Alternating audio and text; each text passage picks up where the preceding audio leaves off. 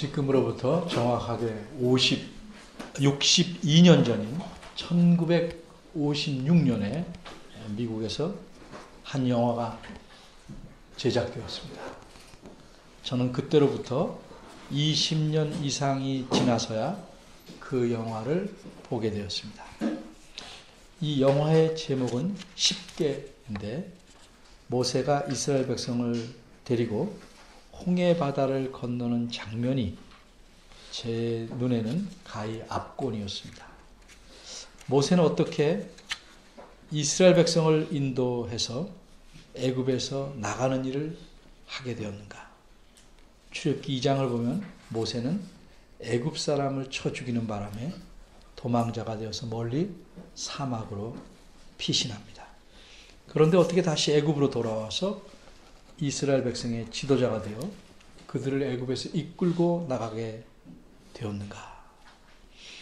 어떻게 모세는 도망자에서 지도자가 될 수 있었을까? 한마디로 그는 누군가를 만났기 때문입니다. 오늘 본문은 모세가 그 누군가를 만나는 장면을 기록하고 있습니다. 오늘 본문에서 우리는 다음과 같이 세 가지를 생각해 보려고 합니다. 첫째, 오래 기다리다 만난 배경. 둘째, 오래 기다리신 분의 정체. 셋째, 오래 기다리신 분의 목적. 첫째입니다. 오래 기다리다 만난 배경에 대해 생각해 봅니다. 원문에 따르면 오늘 본문 1절은 그런데 모세는 이렇게 시작합니다. 어째서 그런데라는 표현이 나왔을까? 앞에 나타난 상황과 모세의 상황이 반대된다는 사실을 말하기 위해서입니다. 앞부분은 이스라엘 백성 전체의 상황입니다. 2장 23, 24절을 보면 이스라엘 백성들은 애굽에서 고통받아서 육체적으로 정신적으로 노예로 살면서 심하게 탄식하고 살고 있었습니다. 짐승처럼 살고 있었습니다. 그런데 모세는 그들의 고통과는 상관없이 살아갑니다. 겉보기에는 적어도 그는 그런 고통이 아닌 목가적인 삶을 살고 있었습니다. 텅 빈 사막입니다. 그 사막 가운데 높은 산이 우뚝 솟아 있습니다. 나무다운 나무는 거의 없고 그저 작은 돌들과 큰 바위들로만 가득 찬 듯이 보이는 산입니다.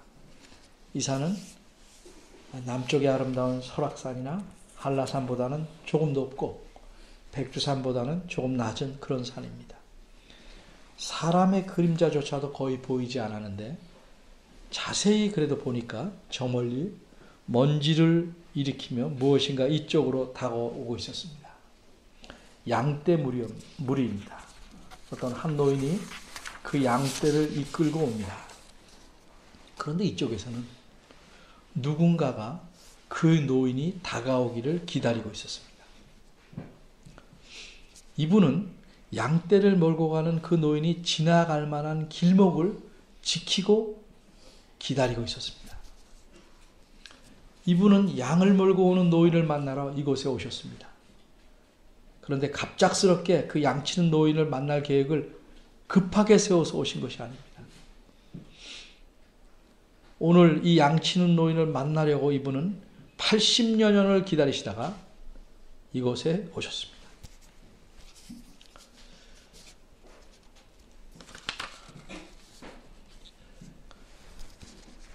하지만 그 양치는 노인은 오늘도 그저 이것저것을 다니며 양을 치는 일 외에는 자기 인생에 이런 놀라운 만남이 있을 줄은 꿈에도 생각지 못했습니다.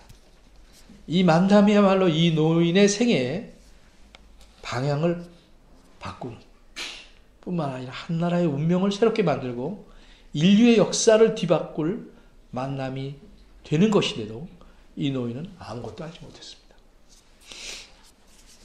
돌이켜보면 이 양치는 노인은 자신의 성급한 행동으로 스스로 자기 운명을 뒤바꿔 놓았습니다. 그는 본래 왕자였습니다. 그 당시 세상에서 가장 강력한 나라인 애굽의 왕자였습니다. 그런데 이제는 피신자가 되어 양치기로 젊은 세월을 다 보내고 80이 된 노인입니다. 이제 이렇게 살다가 죽어야 하는 평범한 노인으로 살아가고 있습니다. 이 노인이 자기 생명을 위해 피신할 때 이 노인이 가진 것은 단 한 가지, 믿음 외에는 아무것도 없었습니다.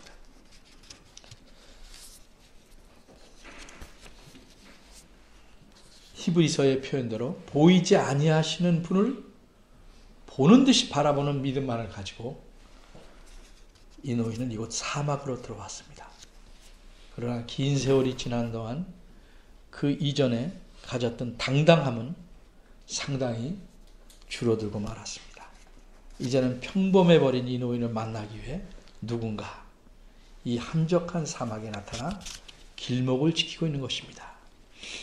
이분은 최근에야 비로소 그 양치기 노인을 주목하기 시작한 것이 아닙니다. 이분은 이미 이 노인이 태어날 때부터 줄곧 그를 지켜보고 주목해 오셨습니다.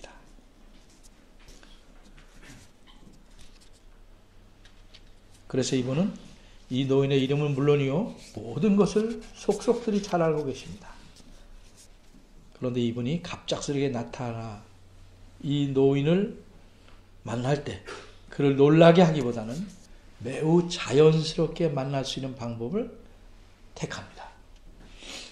이 사막에는 낮에 기온이 올라가면 그 이파리에 불이 붙고 그래서 이파리가 훅 타고 나면 불이 꺼져버리는 작은 나무들이 많았습니다. 이 나무 이름은 스네라고 하는 건데 스네, 일종의 떨기나무입니다. 이 나무에 불이 붙었다가 잎이 타면 곧 꺼져버리는 장면, 이것은 양치는 노인이 아주 자주 보아온 흔한 풍경이었습니다. 그런데 눈앞에 보이는 한 떨기나무에서 오늘도 불이 붙었습니다. 을에 곧 꺼질 것이라고 생각하고 노인은 그대로 지나갑니다. 그런데 뒤끝을 잡아당기는 듯한 느낌이 들었습니다. 2절입니다. 그 나무에 붙은 불이 꺼지지 않은 채 그대로 있었습니다. 나뭇잎도 타지 않고 불꽃이 피어오른 채 그대로 있습니다. 이런 장면은 노인의 평생에 처음 보는 장면입니다. 3절입니다. 이 놀라운 광경을 그냥 지나칠 수가 없었습니다. 왜 타지 않는지 알고 싶은 호기심이 이 노인의 마음을 휘어잡습니다. 지나가던 길을 돌이켜서 다시 그 떨기나무로 다가갑니다. 이렇게 노인이 다가오게 하신 것은 이 노인을 만나기 위해 매우 자연스러운 방법을 택한 그분의 배려였습니다. 도대체 이런 배려를 베푸신 분은 누구신가? 이 노인을 만나려고 떨기나무 불꽃 가운데 나타나신 분은 누구였을까? 두 번째입니다. 오래 기다리신 분의 정체. 2절은 여호와의 사자가 떨기나무 불꽃 가운데서 그에게 나타나시니라 이렇게 말씀합니다. 이 여호와의 사자는 누구실까? 흔히 여호와의 사자라고 하면 천사를 가리키기도 합니다.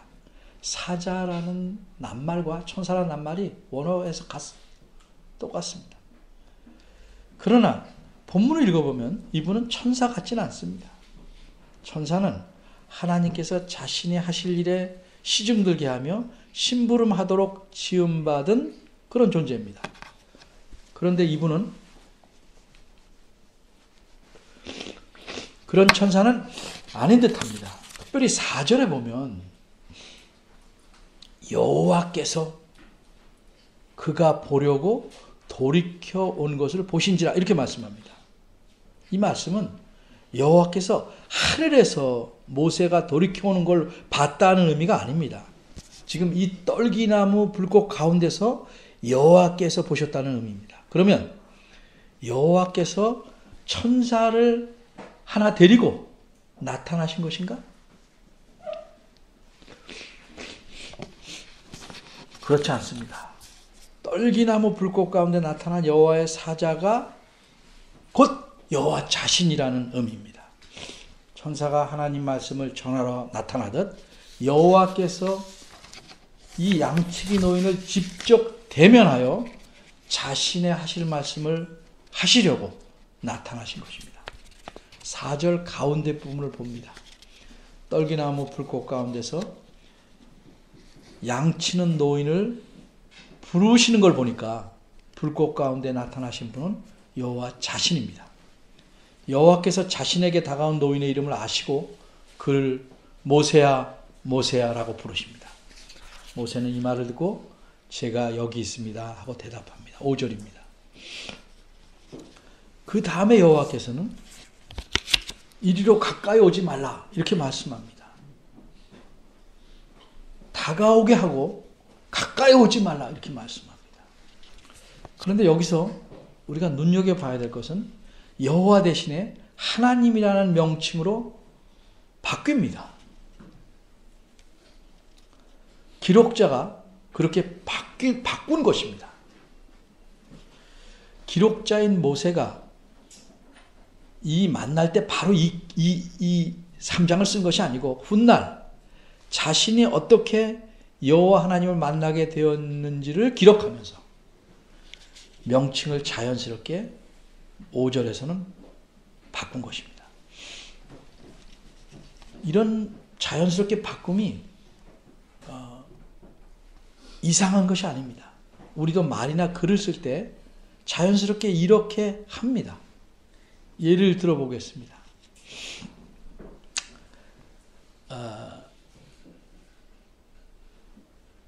누가 이렇게 말합니다. 내가 처음 만난 김영철 씨는 고등학교 선생님이야.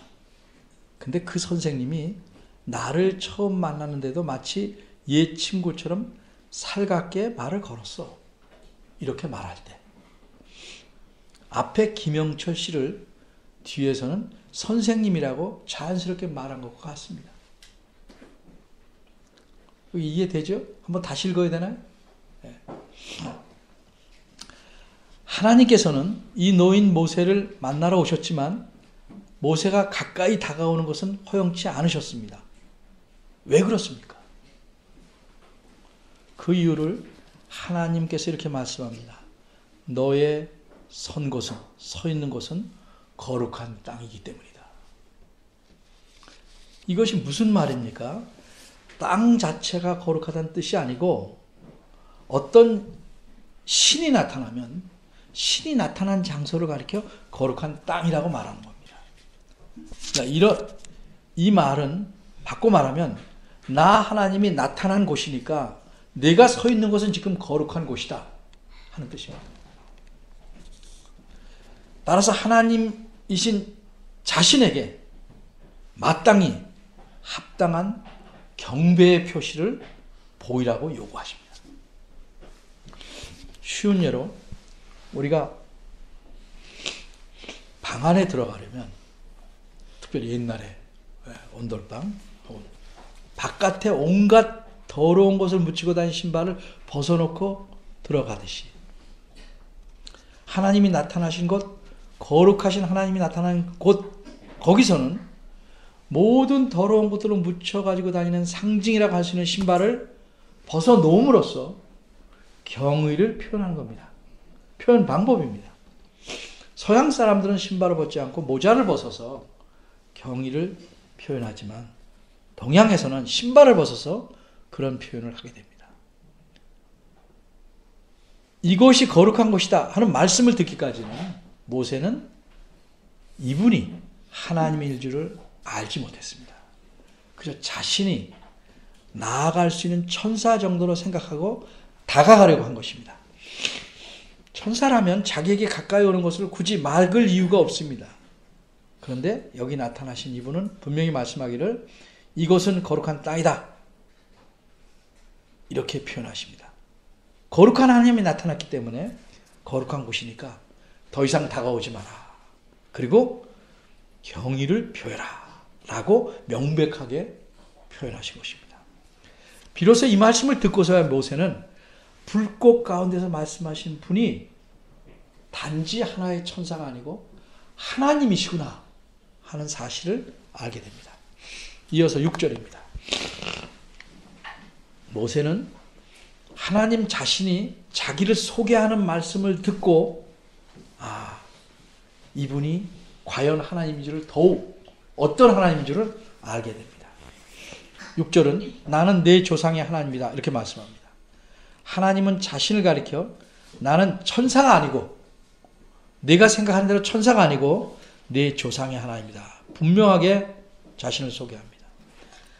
나는 아브라함에게도 나타났고 그의 아들 이삭에게도 나타났고 또 그의 아들 야곱에게도 나타나서 그들과 언약을 맺었고 그 언약대로 그들을 지키시고 보호하시고 인도하시고 그들을 기억하시고 그들과 함께 있고 그들을 지도하시고 그들의 하나님이 되신 언약의 하나님이다 라는 의미로 말씀할 것입니다. 이 말을 듣자 모세는 감히 다가가지 못하고 차마 그분을 배웁기를 두려워합니다. 물론 그분의 모습은 보이지 않고 불꽃으로 나타나 있지만 그 불꽃을 정면으로 바라보기를 두려워해서 얼굴을 숨깁니다. 보이지 아니하는 하나님을 보는 듯하고 떠났던 모세 앞에 이제 하나님께서 불꽃 가운데서 나타나셨습니다. 이로써 모세 일생의 최초로 하나님과의 만남이 이루어진 겁니다. 그럼 여호와의 사자는 하나님인데 이 여호와의 사자는 구체적으로 누굴까? 하나님이신데 구체적으로 누굴까? 그리고 왜 2절에서는 여호와의 사자라고 표현했을까? 처음부터 여호와 또는 하나님이라고 표현하지. 아마도 이것은 제 생각으로 모세가 처음에 그 불꽃 가운데 나타나신 분이 여호와 자신인 줄을 알지 못했던 그 생각, 그 인식을 표현하는 것이라고 볼 수 있습니다. 어쨌든 여호와의 사자라고 할 때는 성경에서 크게 두 가지의 의미로 사용합니다. 하나는 본질적으로 천사이기 때문에 사자, 원문은 천사 같다고 그랬죠. 사자라는 말을 쓰고 다른 하나는 다른 분의 뜻을 전하는 역할을 하기 때문에 사자라고 쓴다. 이 두 경우가 있습니다. 근데 이 불꽃 가운데 나타나신 이분은 구체적으로 말하자면 성부 하나님의 보냄을 받으셔서 모세에게 나타나신 하나님이십니다. 따라서 대부분의 학자들은 이분을 성자 하나님이시라고 봅니다. 이분은 이 땅에 인간으로 태어나서 오신 예수님께서 이미 구약시대에 나타나신 하나님, 즉 성자 하나님이라고 보는 것입니다. 따라서 성부 하나님께서 보내신 자라는 의미에서 여호와의 사자라고 표현했습니다. 그럼 어떤 목적을 가지고 이 성자 하나님께서 모세에게 나타나셨을까? 셋째입니다. 오래 기다리신 분의 목적.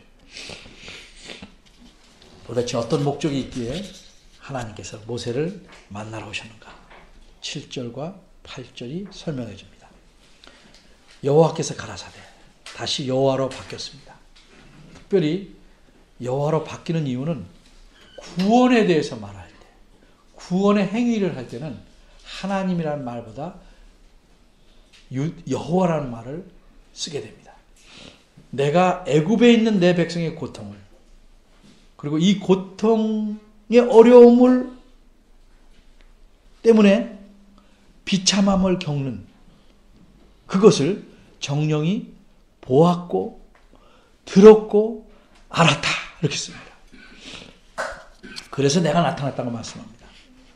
요새식으로 말씀드리자면 전화 한 통이면 충분히 처리될 일을 하나님께서는 직접 내려오신 겁니다. 내가 내려와서 그들을 애굽인의 손에서 건져내어 어느 곳으로 데려가겠다 이렇게 말씀합니다. 이게 직접 내려오신 이유입니다. 고통 가운데 건져내서 그냥 옆에 놔두는 것이 아니고 그들을 인도하여 아름답고 광대한 땅으로 데려가겠다. 그리고 성경에 여기서 처음 나오는 표현, 젖과 꿀이 흐르는 땅으로 데려가겠다. 농산물과 모든 자연의 혜택이 가득 찬 낙원과 같은 땅. 그런데 이미 가나안 족속들이 살고 있는 땅으로 데려가겠다. 이스라엘 백성은 건져내서 그들을 가나안 땅으로 데려가고 거기서 하나님께서 함께 그들과 살려고 내가 직접 내려왔다. 이렇게 말씀합니다. 이제 이 땅에 내려오신 여호와 하나님은 모세를 통해서 그 백성을 건져내시고 그들을 가나안 땅으로 이끌어 가려고 하십니다. 여기까지가 본문의 설명입니다. 그 뒤에 이어지는 일들은 우리가 성경을 웬만큼 알기 때문에 대강 이해할 수 있습니다. 그런데 제가 여기서 특별히 관심을 갖는 것은 이 땅에 여호와의 사자로 내려오신 그 성자 하나님께서 그 다음에 어떻게 하셨는가에 대해서 좀 말씀을 더 드리려고 합니다. 오랜 세월을 기다려서 모세를 만나신 성자 하나님은 이 땅에 예수님으로 오신 후에 또다시 모세를 만나십니다. 이게 무슨 소린가?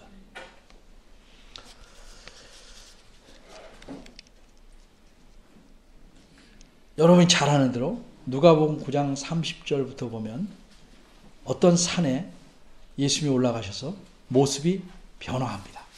그래서 그 산을 변화산이라고 후에 이름 붙입니다. 이때 하늘에서 모세와 엘리야가 나타납니다. 이래서 모세는 이 땅에서, 이 세상에서 다시 한번 성자 하나님을 만나게 됩니다. 근데 이 두 사람이 무엇을 이야기했는가? 31절에 보면 예루살렘에서 출애굽할 것에 대해서 말씀합니다. 우리말 성경에는 별세라고 되어 있는데 이건 표현이 아쉬운 겁니다. 예루살렘에서 출애굽할 것에 대해서 셋이 말합니다. 이게 무슨 말일까? 예루살렘에서 출애굽이란 애굽에서 나오신 건데 왜 예루살렘에서 출애굽한다고 말씀하는가? 예루살렘에서 출애굽한다는 건 장차 예루살렘에서 올라가셔서 예수님 십자가에 죽으시고 살아나심으로써 그가 하시는 일이 출애굽과 같은 의미라고 말씀한 겁니다. 근데 이번에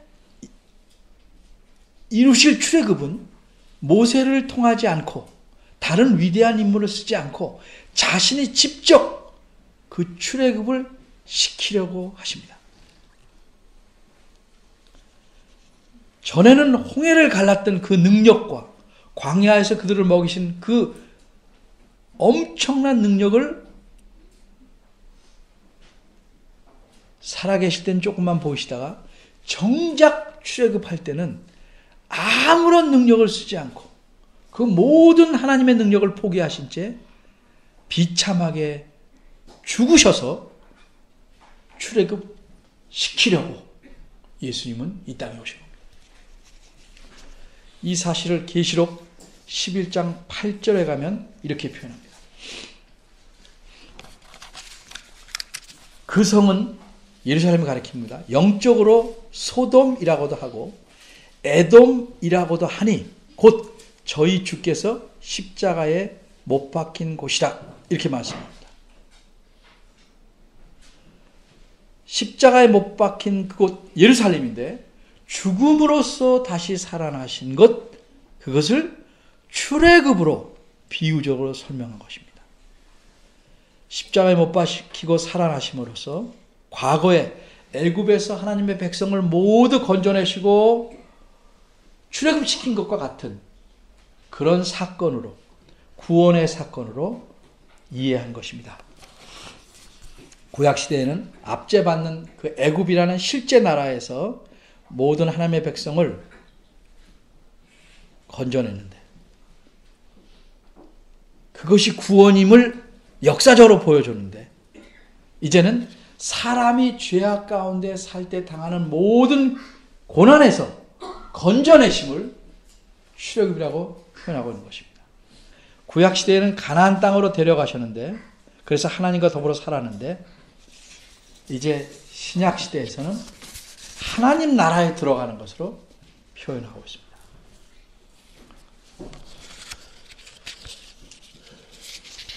따라서 예수님께서 이루신 그 구원은, 십자가에서 이루신 이 구원은 어떤 실제적인 나라에서 건져내는 것이 아니고 죄라는 실체, 그 사람의 삶을 지배하는 죄, 그리고 죄로 인해서 당하는 모든 억압과 압제 속에서 건져내는 것을 구원이라고 합니다. 과거에는 하나님 나라인 가나안 땅으로 상징된 것을 이젠 하나님을 모시고 사는 진짜 하나님 나라로 데려가는 것. 그래서 신약에는 하나님 나라라는 말이 등장하기 시작합니다. 근데 문제는 애굽에 있던 사람들은 실체적으로 육체적 압박을 당하고 정신적으로 또 고통을 당하고 아픔을 알았지만 신약 시대에는 아무에게도 눌림받지 않고 이렇게 자유롭게 살고 있기 때문에 죄 속에서 사는 것이 압박이요 압제인 줄 모릅니다. 그래서 예수님께서 이루시는 구원, 죄 속에서 우리를 건져내는 것 자체가 얼마나 크고 놀라운지를 우리가 잘 깨닫지 못하는 겁니다. 그런데 죄의 특성을 우리가 안다면 이해하는 데 도움이 될 것입니다. 죄라는 건 어떤 특성을 가지고 있는가? 죄라는 건 한마디로 중독성을 갖고 있습니다. 그래서 거기에 몰입하고 그 움직이려 따라가지 않으면 도저히 사는 재미가 없고 살 수 있을 것 같지 않습니다. 이게 중독성입니다. 근데 이 중독성은 평상시엔 모르고 나중에 가야 아는 것 같습니다. 간이 나빠지지만 몰랐다가 말기에 하는 것처럼.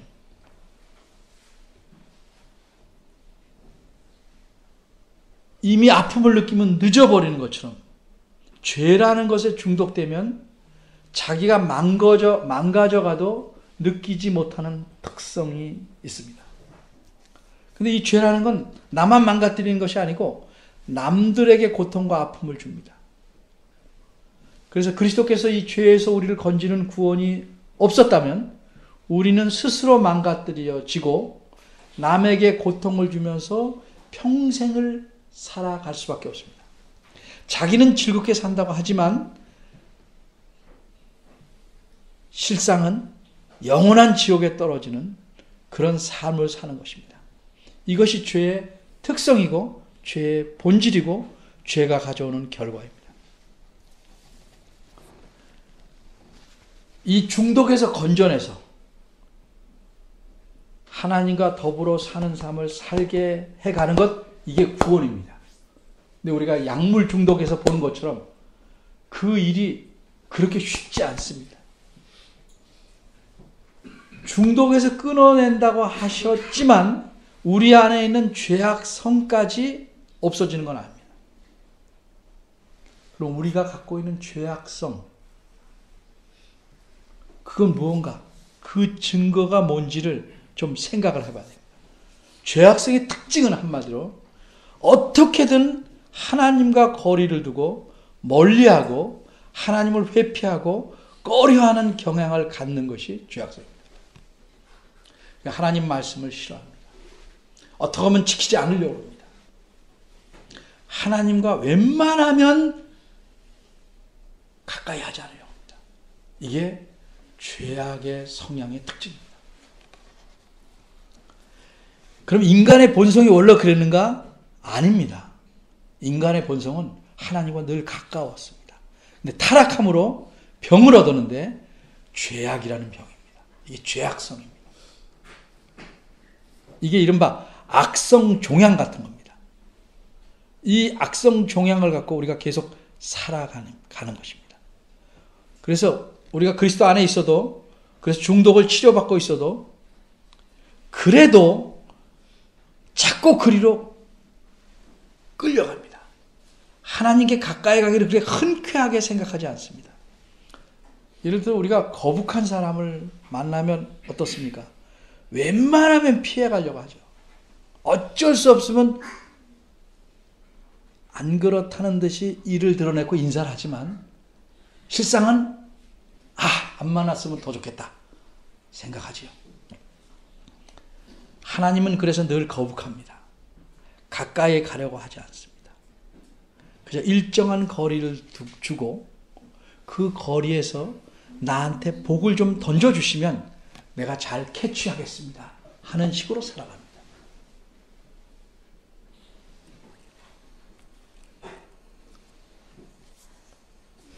이게 죄악의 성격입니다. 그러니까 하나님께 이렇게 나아오려는 마음이 생기는 건 사실 내 의지가 아니고 정말 하나님의 은혜입니다. 교회에 열심히 나오고 주의를 잘 지키려는 것, 내가 굉장한 의지를 갖고 있는 것 같지만 실상은 하나님의 큰 은혜 안에서 하나님께서 우리에게 기름을 부어주고 있기 때문에 가는 겁니다. 만일 내가 수고했다면 하나님께서 부어주시는 기름에 그저 성냥불을 그어댄 것 하나밖에 없다. 굳이 이렇게 말할 수 있습니다. 계속 기름을 부어주시는 것은 하나님 자신입니다.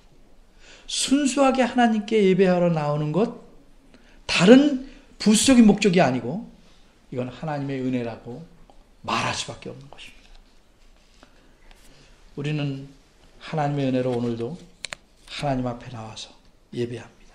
성경도 배우고 여러 가지 필요한 것들 보아서 하나님에 대해서 아는 것이 많아지고 친숙하게 하나님을 대하게 됩니다. 근데 이 친숙함이라는 게 오히려 방해거리가 될 수밖에 없습니다. 사람의 경우는 더욱 그렇습니다.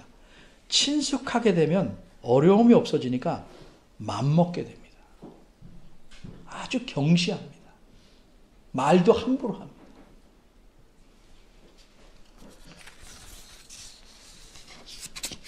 전에는 앞에서 똑바로 섰는데 이제는 앉는 것도 모자라서 다리를 꼬고 마주 앉습니다. 친숙하다는 것은 그런 위험을 갖고 있습니다. 근데 사람에게는 그렇다고 칩시다. 하나님 앞에는 그렇게 하면 안 됩니다. 하나님 앞에서는 항상 경외심을 잃지 말아야 합니다. 늘 그분에게 특별히 예배 때 경외심을 표현해야 됩니다. 그분은 나의 생명의 은혜일 뿐 아니라 병든 나를 고쳐가시면서 바르게 살도록 하시고 영원한 기업 있게 하시고 나를 자녀로 삼으시고 또 우리를 하나님과 화목게 하신 그런 분이시기 때문에 갑자기 생각이 바뀌셔서 우리를 자기 자녀로 삼으신 게 아니고 오랜 세월 기다려 오셨습니다.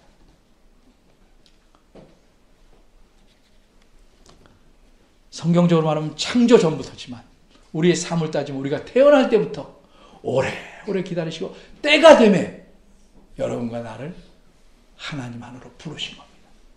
그리스도를 통해서 부르신 겁니다. 그리고 우리가 이 중독에 빠져서 치료되는 과정에 계속 잘못해도 또 오래 기다리십니다. 그래서 우리 하나님을 자꾸 가볍게 봅니다.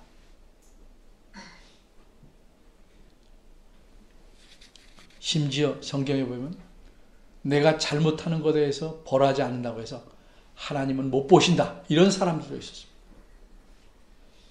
다 알고 다 보십니다. 다만 오래 기다리십니다.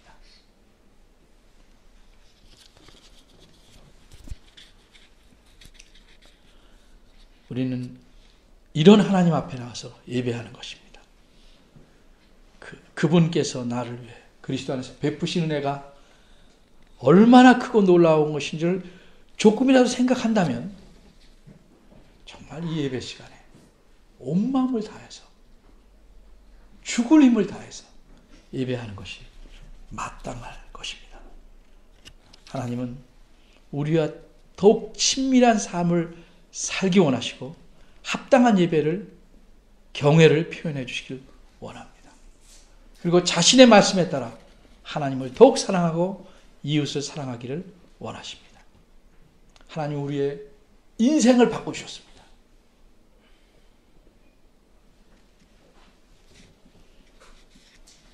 우린 무엇에 관심을 두고 살아가는지 깊이 생각해 봐야 할 것입니다. 기도하겠습니다.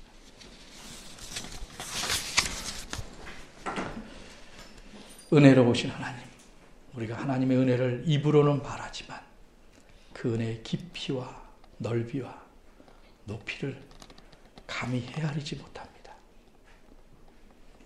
은혜라는 말을 떠올릴 때마다 하나님의 은혜를 조금이라도 더 생각하게 하시고 하나님 앞에서 우리가 어찌해야 할 바를